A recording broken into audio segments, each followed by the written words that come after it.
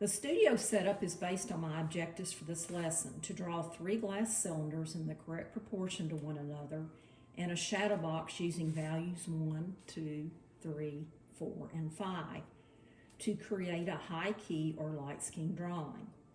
The easel and the subject, or the cylinders, are placed so that the vantage point of the artist falls between the subject and the easel. This positioning allows the artist to view both the subject and the easel without rotating their head, which can cause distortions. Your easel needs to be positioned vertically to reduce visual distortions as well. I will use a wooden skewer for my measuring device. The rule of thumb for the distance between the subject and the easel is 3 times the height of the subject. This is my morning studio. Provides a natural north light that falls at a 45-degree angle on my still life and easel. Additionally, a studio light is positioned at a 45-degree angle, so both the still life and the easel benefit from the same lighting. An important component for a studio space is the ability to stand back 8 to 10 feet to view the artwork as it develops on the easel, to observe the areas that need more attention. Also, I hold my pencil in an underhand position. It gives me a full range of motion. Holding your pencil in a writing position restricts your mark-making capabilities. The selected media and materials for this lesson are the Canson 90-pound cream drawing paper for its smooth surface and durability, the Mitsubishi graphite pencils. I used 5H to H to achieve the value range between value number 1 through value number 5.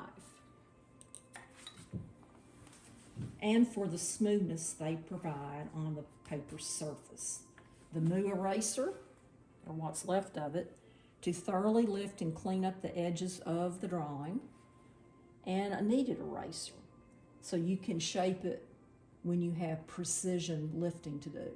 The ultrafine sandpaper, which is glued to a board, to sharpen the graphite to a chisel point, and X-Acto knives are used to cut away the wood prior to sharpening on the ultrafine sandpaper.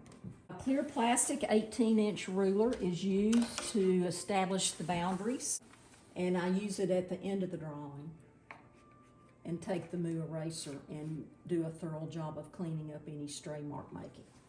A soft paper towel I fold over to do light blending.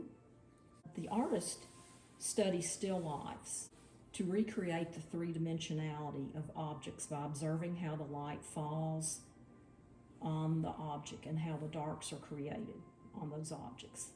The lights are observed first, followed by the darks, but the mid-tone values, 4 and 5, and 6 in a regular value scale, hold the drawing together visually to create the illusion and form of three-dimensionality. The study and drawing of still life objects will prepare you visually to see the values of other subjects that you draw and paint to interpret what you see correctly. Composition. The golden mean was deemed important to the placement of the cylinders in my example. I placed the shortest cylinder in the foreground directly on the intersection of the lower left power point in the rule of third grid that anchored the composition. Then the tallest cylinder fell behind the shortest cylinder, and then the middle height cylinder was placed in the shadows of the other 2 cylinders. That held the grouping together visually. Also, the middle height cylinder fell between the right side power points. Select and place 3 glass cylinders of different sizes on fabric in a shadow box with a light source positioned at a 45-degree angle. Then draw in a sketchbook a plan for your composition. Once you select a design, create a value scale with the first 5 values on the same page as your design. Then number the value scale number 1, being the lightest, through number 5, the darkest. Then on the same type of paper that you selected for the larger drawing, create a larger value scale to hang above your drawing while you work. Ensure that both value scales are numbered and are created with the same values for 1 through 5. When you've settled on a sketch to recreate for your larger paper, sit and observe the light falling on the cylinders and the folds in the fabric that fall from the shadow box corners. Squint down your eyes to see how the light falls on the composition in the shadow box. Then assign and label the correct values, number 1 through 5, on the sketchbook drawing. This becomes your plan by adding values to your larger drawing. Then set your sketchbook value plan aside. Attach your drawing paper to your easel and add additional paper underneath. I chose the Canson 90-pound cream paper as my highlight number 1 value. Next, establish boundaries for the drawing using your ruler. In general, avoid the center position and strive for an asymmetrical composition. I used a wooden skewer for measuring. The traditional sight-size measuring tools are a pencil, a wooden skewer, or knitting needles. While measuring, you must maintain a straight elbow to reduce distortions because you sit parallel or at a profile view to the subject, so distortions will exist. While sitting in your drawing position and holding the wooden skewer with one eye closed, straighten your elbow and extend your arm to align with the skewer visually along the bottom right edge of the shortest cylinder. So in your drawing position, you straighten your arm, your elbow has to be straight, and you're going to visually align the cylinder. I aligned it to this corner. And when you get a angle, you bring that over to your drawing and you'll make a pencil mark here. Measure it several times for accuracy. You also want to measure from the front corner this way. So you align, straighten your elbow, align your wooden skewer from the front corner to the left edge, and you bring that back to your drawing. You see that? You do it on the right hand side as well. You bring that back to your drawing, and you need to do the back corner as well. Back corner. Do that several times too. Your shortest cylinder is the first one you draw, and it will be maintained and become your unit of measure for measuring the tallest cylinder and the mid-sized cylinder. So maintain your unit of measure or template as the shortest cylinder throughout your drawing. Once you line in and lay in your shortest cylinder, you need to draw the shadow box. We know that the back of the shadow box is vertical and is perpendicular to the edge of your paper. You need to align both sides and lay that in to your drawing. We know that the shadow box is actually a square on the bottom, but you're on a profile or side view, and your shadow box square will be drawn as a trapezoid. We know that your bases are cylinders and are round on the top and the bottom, but once again, you're on a profile view. So you will draw an ellipse for the bottom and the top of your cylinders.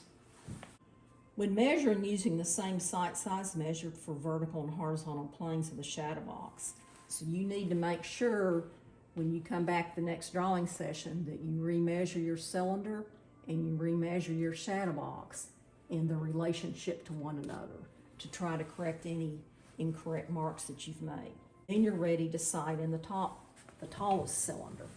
So through that same process, I'm going to align the angle between the bottom and where the shortest and tallest cylinder are aligned. And I'm going to do the same thing from the front angle of the corner of the shadow box. I'm going to align that. And then I'm going to align it from the back corner, making sure all of that aligns. So you check this alignment, check this alignment, and check this alignment. When you've done that, you can check from this corner. Always keep your elbow straight and align for accuracy. And when you've established your tall cylinder, once again, you'll draw an ellipse. And another thing you have to watch out, the ellipse on the top of the shortest, tallest, and the mid-height, they're all different in width and height, but the ellipse is a different measurement as well for all three. So you'll notice when you're drawing that the tallest cylinder is more narrow than the shortest cylinder. So what you need to do when you're measuring that shortest cylinder, you're going to take the end of the skewer and you're going to align your thumbnail and get that width. And you need to check the height of it. In this case, the shortest cylinder, the width and the height are the same. And so when I want to align the tallest cylinder that sits behind it, from my vantage point where I sit, I see that this glass, the tallest glass, overlaps with the shortest by a third. So when you're looking at this, you can take a third of it. So I move the line or the edge of this tallest cylinder 1/3 over the width of that cylinder. To align the height, you're going to take the bottom edge of this and align it with the top edge of the tallest cylinder. You're going to get this a measurement and make a mark. Then you're going to measure the other side. So I'm getting this, make sure your elbow's straight and measure several times. Then you can come measure across. Once again, always use your shortest cylinder as your unit of measure throughout your drawing. You are ready to draw the middle height cylinder. And you're going to align the bottom of the shortest cylinder, keep your elbow straight, and bring that over and align that to where the middle cylinder will sit. Also use the edge of the tallest one and get this measurement and alignment. You need to get your measurement from the front corner and get your measurement from the back corner. Get all of those. And now you can also use the corner on the far end. So keep that elbow straight. Align that measurement. So you know approximately where your middle cylinder will sit. Lightly draw your cylinder for your base. Then to get the height, you're going to do what you did before. You're going to measure that from your shortest cylinder, that measurement. You're going to take it back, make sure your elbow's straight, and align it to the bottom of this cylinder. Then, once you've established that, and you know that you've gotten the correct height of the tallest cylinder compared to the shortest, go ahead and align the tallest cylinder to this angle, right here,